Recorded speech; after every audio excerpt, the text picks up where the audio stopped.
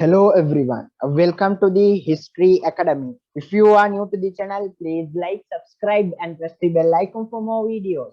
In this session, we are going to talk about the archaeological sources. In our previous video, already we have explained about the literary sources under the sources of studying history. So this is the first lesson. Out of this first lesson, already we have explained about the literary sources. If you haven't watched that, you can watch it from the link in the above description, right? So now let's start the archaeological sources. So already we have learned that the sources which we can use to study the history are two types. The one is literary source, which are in the written form as books and documents. The second one is the thing that we are going to learn now. That means it's archaeological source. So mainly archaeological sources mean the sources which are in the created form, that we can see them, we can touch them and feel them. So archaeological sources under the sources of studying history is something about the creations, whether it can be epigraphy,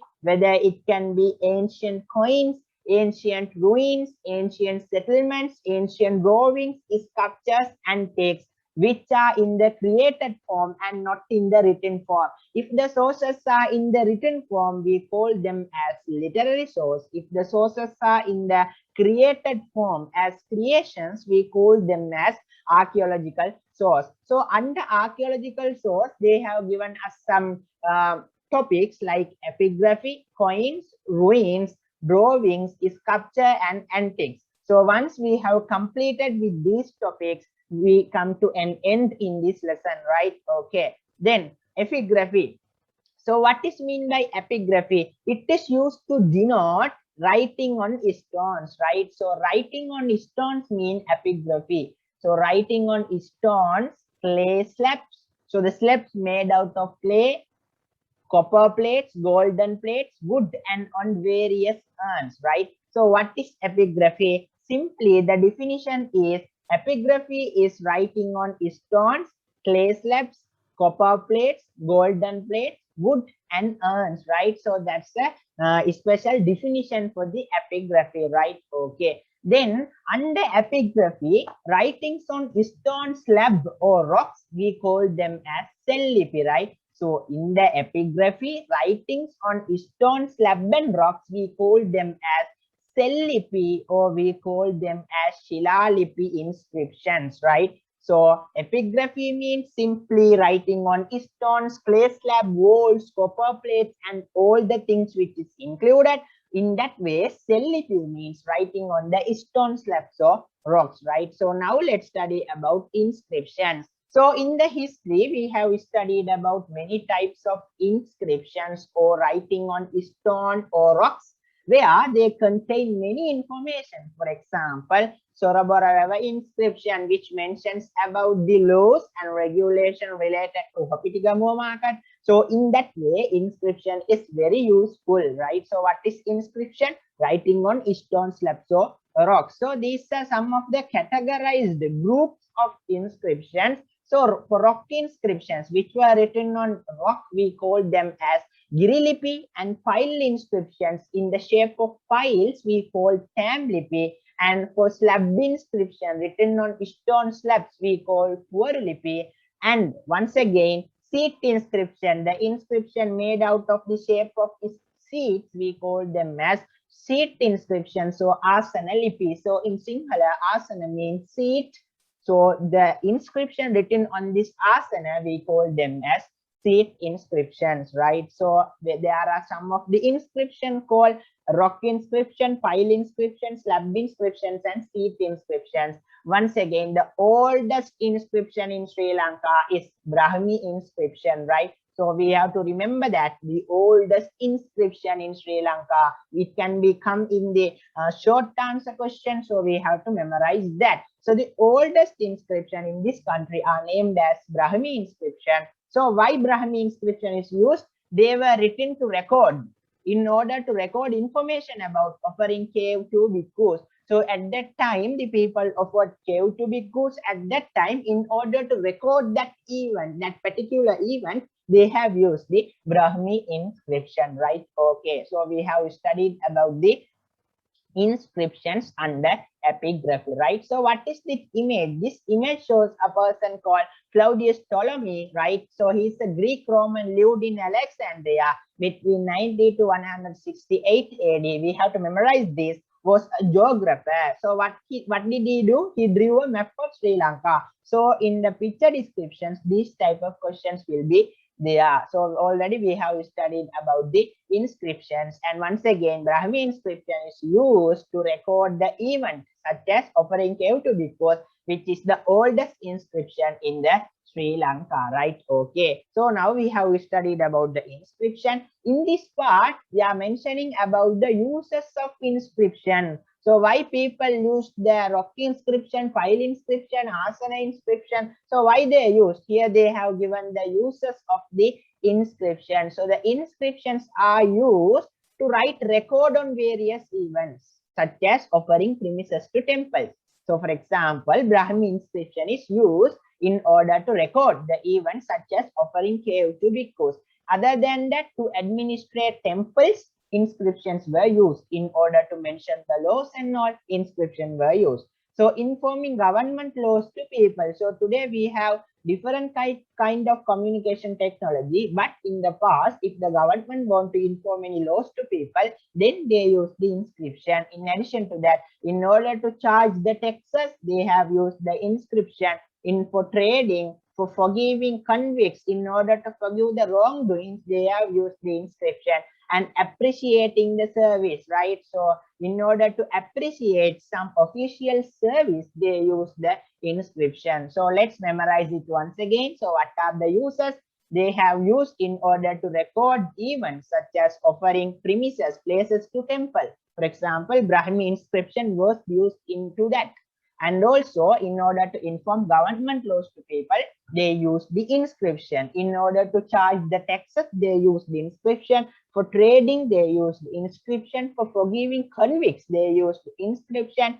And appreciating the service of some people, they use the inscription. So these are some of the uses we can learn under these inscriptions, right? So once again, we have completed the inscriptions and epigraphy, right? So hope you all understood inscriptions and epigraphy, right? So now let's study coins, right? So we know coins. So why coins evolved? In order to make the trade easier. So before the usage of coin, people did transactions using barter system, but due to some problem faced in barter system, people changed in order to use the currency or coins, right? Under coins, the oldest coin in Sri Lanka is Kahapana. For Kahapana, there are two other names called Purana and Dharana. So we have to memorize that the oldest coin found in Sri Lanka is Kahapana. Other than that, there are some other coins called Tusker and Swastika coins, Lakshmi coins, and there is a golden coin made out of gold named Aka, and the copper coin Tambamessa were used, right? So these are some of the local coins. Kahapana, Purana, Dharana, the same name, and Swastika, Lakshmi coins. For golden coins, they have used Aka. Copper coins, they have used Tambamessa. So these are local coins. In addition to that, there are some foreign coins as well. For example, local coins, Roman coins, Chinese coins, and Indian coins were used in Sri Lanka. So one another important thing where they can be tested in the MCQs is the study of ancient coin is called numismatics. So what is numismatics? Numismatics is the study of ancient coins, right? So hope you all understood this coins, fine. So in the last class, we have studied about this chart where they mentioned about the authors who wrote literary sources without visiting to Sri Lanka. So already we have studied about this. In the archaeological, right? So in the archaeological sources, mainly we have to study about epigraphy, inscription, coins, and then about the ancient ruins. So what are the ruins? For example, there are some examples for ruins as ancient buildings which were built by the kings, and then stupas, stone pillars, tanks, and cones, right? So these are some of the examples for the ruins. There are ruins of stupas in places like Anuradhapura and Polonnaruwa. There are ruins of stone pillars. Even there are ruins of tanks and ponds, right? So these are created by the or ancient, our ancestors, right? So when learning history using archaeological sources, these ruins are very important. In addition to that, these ruins help us to study about the creative ability, their technology, their building, designing or architecture, craftsmanship, our ability to conserve environment and water management. So what are the uses of ancient ruins? In order to study the creative ability, in order to study the technology, in order to study the building, designing, architecture, and also to study the craftsmanship. And also when it comes to some other places, we can clearly depict that they have conserved the environment in eco-friendly, right? So by using those inscriptions, the archaeological sources, we can study about this conserving the environment and then water management of the ancient people. For example, the ancient ruins of tanks and ponds shows the water management of ancient people, right? So here in this image, they have, this is Pannakaduwa copper plate. So what is this? This is Pannakaduwa copper plate made by King Vijayabahu I, right? So in some questions like picture description, they could ask, what is this? Then it's Pannakaduwa copper plate. Who made this? King Vijayabahu I. So for whom this is granted, given, it is for Sitnarobim Budalna, who gave protection to King Vijayabahu I, right? So during his childhood, for King Vijayabahu I, it is Sitnarobim Budalna who gave the protection, right? So for picture descriptions, we have to learn about this Pannakaduwa copper plate, right? Okay. Then here they have some given examples of different media of epigraphy. So inscriptions, for example, King Nishankamala's Galpotha inscriptions, Soroboravava inscriptions, there are many. For walls, right, for the paintings of walls, you can see in Sigiriya, the graffiti in Sigiriya. Then copper plates, there is a copper plate we have studied here, Pannakaduwa copper plate of King Vijayabahu I. Then under golden plate, Vallipuram golden plate made by King Vasava, right? So here, Vallipuram was made by King Vasava, right? So Vallipuram is Vasava's gold plate. Wood. For wood, there is an example in the Ambekke Devalaya, which was constructed by King Vikramabahu. So in that, there are some wood carvings, wood posts. So the example for wood, we can mention that it is Ambekke Devalaya. Example for clay slabs, it is scripts, the letters written on tiles and bricks. For urns, the example is scripts written on clay pots and begging bowls, right? So this is the mainly media of epigraphy and the archaeological source and the example for those media, right? So the names used to introduce the epigraphy. So what is cave inscription? It is the inscription written near the drip ledges of caves, right? So the inscription written near the caves, we call cave inscription. Inscriptions written on rock, we call rock inscription. Inscription written on pillars, pillar inscription. Inscription written on arranged stone slabs, we call slab inscription. Inscription written on stone slab like altar or pulpit, we call them as seat inscription or asana lipi. So these are some of the names used to introduce the epigraphy, right? So under the epigraphy, we have studied about the coins, ruins. Now let's study about drawings, sculpture and antiques, right? So here it's their drawings, right? So why ancient drawings, sculpture used?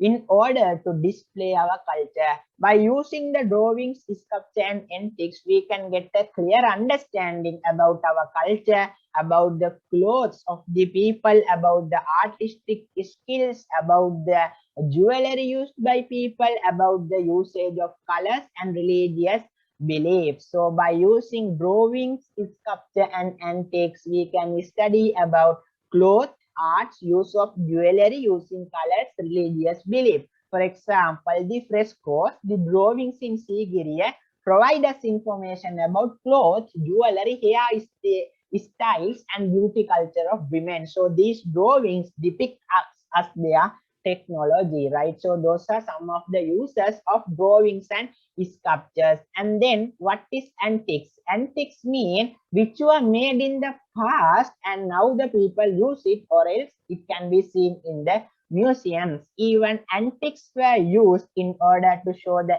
ancient culture, in order to show the technology, foreign relations, and their styles, abilities, right? So in the same way, antiques also depicts their culture, right? So more than learning the history from literary sources, learning history from archaeological sources is more accurate. Why is that? Because it is created, right? So we can evident it using our eyes, right? So those are created. So in the archaeological sources, the creator cannot include his or her dislike, but in the literary sources, they could include their likes or dislikes. So this is one of the best way in order to learn the history by using the archaeological source. Even for literary sources, informations were gained through archaeological sources. So archaeological sources is a very important part in learning the history. So this line say us that. So what is this coin? This coin is medieval golden coins. In Sinhala, we say it as Madhyakalina Ran Kahavadu. This is made out of gold, right? So this is made out of gold. So these study not only the economy but also the technology. So if there's a question, what are the uses of these coins? We can mention that to study the economy, to study about the technology, right? So now we have studied about the whole epigraphy, including writings on stones, clay slabs, and copper plates, golden plates, wood, and various ants, which comes under epigraphy. And under archaeological source, we have studied about coins, ruins, drawings, sculptures, and antiques. Now let's move to our new heading, which is importance of learning history. So why we need history? Already it has happened, but why we are learning it again and again, right? So the main example for this is by learning history, one get naturally tends to read books. Therefore, one who studies history, they like to read books, right? So they come across many facts. So history make people to get connected with the books, right? So in addition to that, it creates a logical mind, right? So it creates a logical mind for the reader. Rather than reading a fiction or novel, it's good, but more than that, history helps us to find solutions to the problems creatively. Why is that? Because it cultivates the logic inside the reader's mind. Other than that, there are some other 6 benefits of learning history. Proper understanding of the society. So by learning history, we can learn about their culture, and by that we can get a proper understanding of their society. The second one, constructing future by understanding the present through past experiences. So we can construct the future by past experiences. For example, how our people lived in peace and harmony in the past, and by that we can adopt a new way of living in the future by living with peace and harmony. So we can construct a future. In other than that, recognizing the national identity. History is used to recognize our identity, the Sri Lankan identity. So that is one of the benefits. Building up national reconciliation by loving humanity. So history tells us to love the humanity through the examples which took place in the past, right? So about their mutual trust between nations, right? So all those things we can start from the history. Respecting others' culture. So we can respect others' culture by learning the history. We can protect them. We can respect others' culture. For example, the beliefs, attitudes, their norms, and behavioral ethics. We can respect for all those things, knowing the reasons for them. Then tolerating different views. So if we do not tolerate different views, there are several racial conflicts between parties. But it is history which helps us to tolerate different views and move as a nation, as a country. So these are some of the benefits of studying history. Here they have given a picture, right? So what is this? The sculpture of man and the head of horse. Where is this situated? Isrumuni temple in Anuradhapura. And what does the horse depicts and what does the head of man depicts?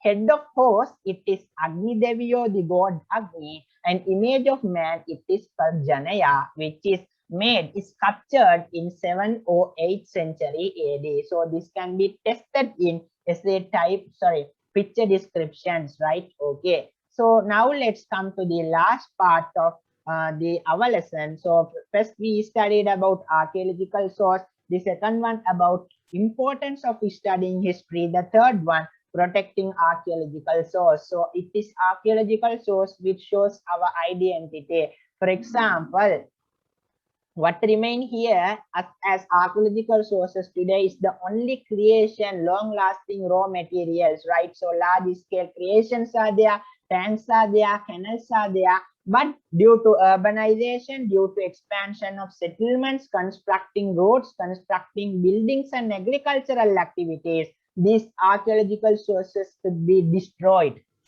But it is our responsibility in order to protect these archaeological sources for our future generation, right? So in order to represent our Sri Lankan identity, if we don't have an archaeological sources, our Sri Lankan identity will be destroyed, and in front of the world we will be a nation where we don't have archaeological sources in order to depict our technology, depict our culture, depict our values, right? Okay, there are different type of ancient marks inscribed on rocky surface. So why those marks are used? In order to show the ancient borders of areas. So there are some marks such as sun and moon, Palmyra fan, bow, arrow, conch, ox hoof, tusker, step, figures of various animals. So why these are inscribed on stone? To show the ancient borders of areas. Like in the present day, we have road signs. In the past, people use these figures, right? So once again, we have to protect the archaeological sources, we have to protect the antiques, we have to protect the drawings as well. So at last, it is a punishable offense according to the law of the country, right? So destroying the historical places is a punishable offense according to the law of our country. So we have to understand the value of them as students who have studied about the lesson ancient sources of studying history. So with this, the lesson comes to an end. So in the previous video, I have explained about the literary source.